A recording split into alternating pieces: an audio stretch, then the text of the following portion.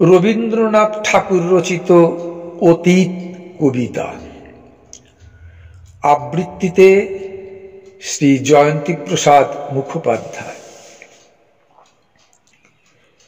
কথা কও, কথা কও, অনাদি অতীত অনন্ত রাতে কেন বসে চেয়ে রও?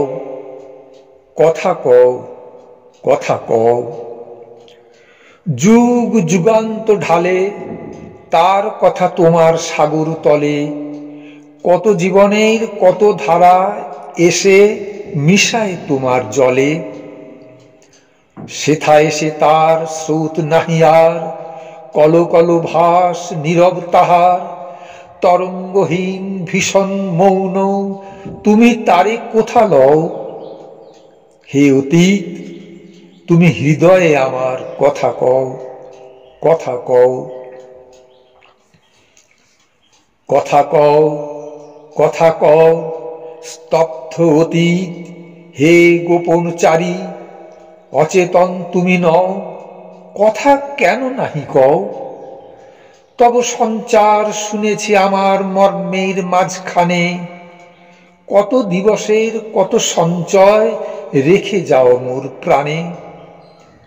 হে অতীত, তুমি ভুবনে ভুবনে কাজ করে যাও গোপনে গোপনে, মুখর দিনের চপলতা মাঝে স্থির হয়ে তুমি রও। হে অতীত, তুমি গোপনে হৃদয়ে কথা কও, কথা কও। কথা কও, কথা কও, কোনো কথা কভু হারাওনি তুমি, সব তুমি তুলে লও। কথা কও, কথা কও। তুমি জীবনের পাতায় পাতায় অদৃশ্য লিপি দিয়া পিতামহদের কাহিনী লিখিছ মজ্জায় মিশাইয়া। যাহাদের কথা ভুলেছে সবাই, তুমি তাহাদের কিছু ভুলো নাই।